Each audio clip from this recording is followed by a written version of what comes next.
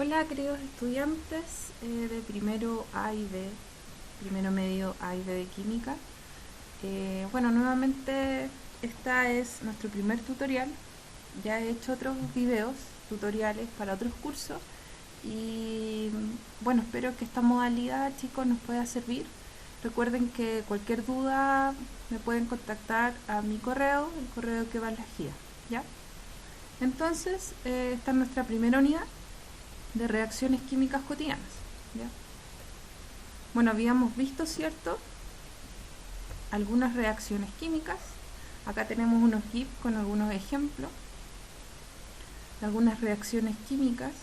No sé si son muy cotidianas,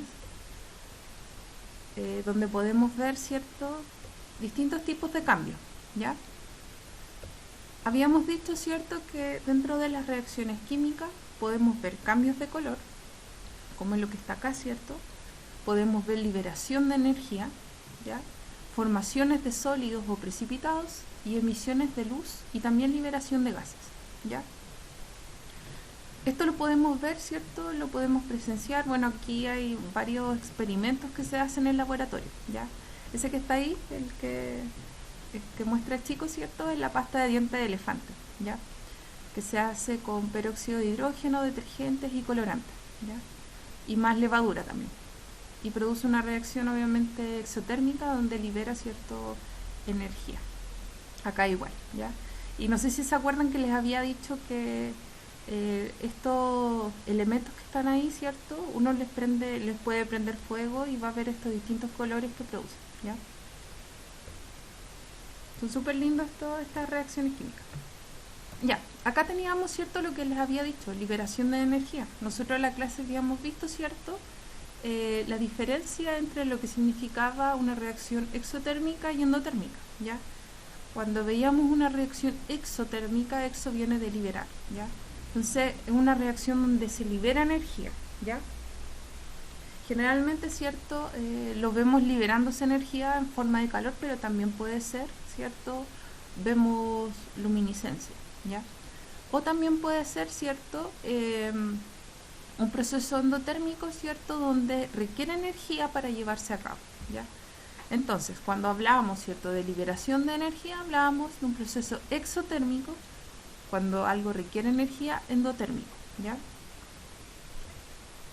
Ya, y acá había que hacer, ¿cierto?, el alcance entre lo que significaba o la diferencia entre calor y temperatura, ¿ya? Es importante, ¿cierto?, que recuerden que calor no es lo mismo que temperatura, ¿ya? Que se tiende a confundir. El calor, ¿cierto?, es una forma de transferencia de energía, ¿ya? Acuérdense que les decía que el calor se mide en joules, ¿cierto? Y nosotros cuando, por ejemplo, nos tomamos las manitos y tenemos diferentes temperaturas, ¿cierto?, en nuestras manos, va a haber una transferencia de energía, ¿ya? De donde está, ¿cierto?, una mayor temperatura hacia donde hay una menor temperatura, ¿ya? Hay una transferencia de energía hasta que ambos, ¿cierto?, queden con la misma temperatura, ambos cuerpos, ¿ya? Y la temperatura, ¿cierto?, es una medida, ¿cierto?, del movimiento o el movimiento de las partículas, ¿ya? Obviamente que cada objeto, ¿cierto?, en este caso, ¿cierto?, el perrito tendría una temperatura, ustedes tendrían una temperatura determinada, ¿cierto? Y lo que les decía en la clase, si yo me pusiera a tomar la temperatura a cada uno de ustedes, cada uno tendría una temperatura diferente, ¿ya?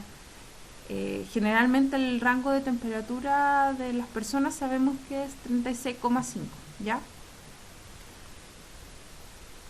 Entonces, hablando de reacciones químicas, habíamos dicho en clase que para que se produciera una reacción química se necesitaba, y este concepto era súper importante, un choque efectivo, ¿ya? Y ese choque efectivo tenía que ver con que tenía que existir la energía suficiente, ¿ya?, a modo de que cuando choquen, ¿cierto?, se puedan romper los enlaces, ¿ya? Y también tenía que existir, ¿cierto?, voy a poner el puntero láser, romper los enlaces, ¿cierto?, eso es súper importante, y la orientación adecuada, ¿ya?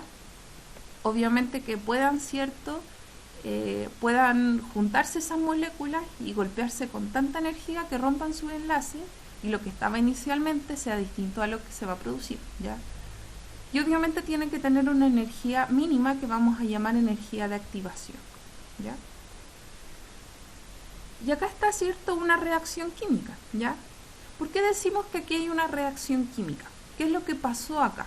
¿Ya? Esa es la pregunta. ¿Qué pasó? Y la respuesta, cierto, que deberían inmediatamente pensar es que ocurrió un choque efectivo, ¿ya? Teníamos un reactivo 1, 2 y estos reaccionaron, ¿cierto? Y obtuvimos a través de un choque efectivo un producto distinto, ¿cierto? No es lo mismo que tenemos inicialmente. Hay algo diferente. Por tanto, hubo un choque efectivo y hubo una reacción química, ¿ya? Entonces, ¿qué era importante, cierto? Cuando hablábamos de teoría de la colisión, ¿cierto? Hablábamos de que para que ocurra una reacción química es necesario un choque efectivo, ¿ya? Es necesario que exista la energía suficiente, la orientación adecuada, ¿cierto? Y la energía mínima requerida para que se produzca esto, para que se lleve a cabo, ¿cierto? Esta reacción química, donde pasen los reactivos a productos. Entonces, acá, para resumir, para que ocurra esta colisión, ¿cierto? Se deben cumplir dos condiciones fundamentales. Energía suficiente, ¿cierto? Donde también consideramos que tiene que haber una energía, ¿cierto? Una energía mínima, ¿cierto? De activación. Energía suficiente y orientación adecuada, ¿ya? O sea, energía y orientación. Esos son, ¿cierto? En definitiva, en resumen, las dos cosas que se deben dar para que ocurra esta colisión o este choque efectivo, ¿ya? También habíamos dicho, ¿cierto?, que hablábamos de la combustión. Entre paréntesis, acá hay algo que no puse en la presentación, pero sí me percaté que la guía lo había puesto. La diferencia entre lo que había, ¿cierto?, en una reacción química, o en un cambio químico, perdón, y un cambio físico, ¿ya? Nosotros sabemos que los cambios físicos, ¿cierto?, y los cambios químicos son distintos. Nosotros cuando vemos un cambio químico, ¿cierto?, lo que tenemos inicialmente va a ser totalmente distinto, ¿cierto?, a lo que tenemos después, ¿ya? Por ejemplo, les ponía un ejemplo. En un cambio químico, ¿cierto?, sería que yo quemara un papel. ¿Por qué?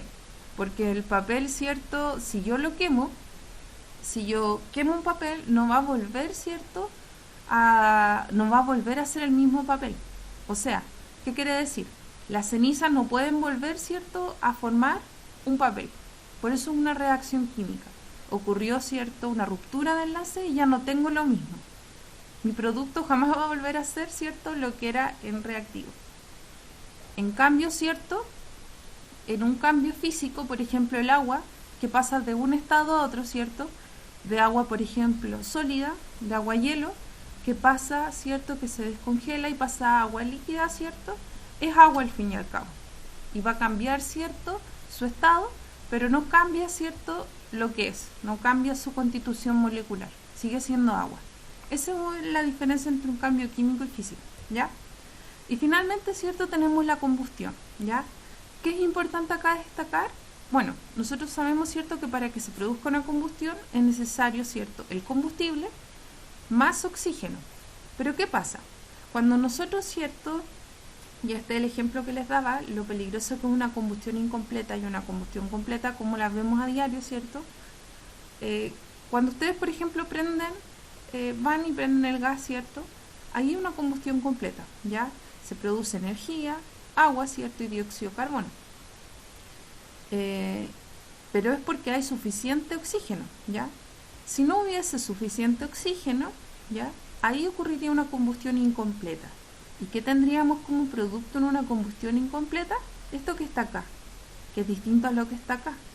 Recuerden que el dióxido de carbono, ¿cierto?, es lo que nosotros desechamos como seres vivos, ¿cierto? Nosotros eliminamos dióxido de carbono. Tomamos oxígeno, ¿cierto? Tomamos oxígeno cuando respiramos, ¿cierto?, del ambiente, y liberamos, ¿cierto?, dióxido de carbono, ¿ya?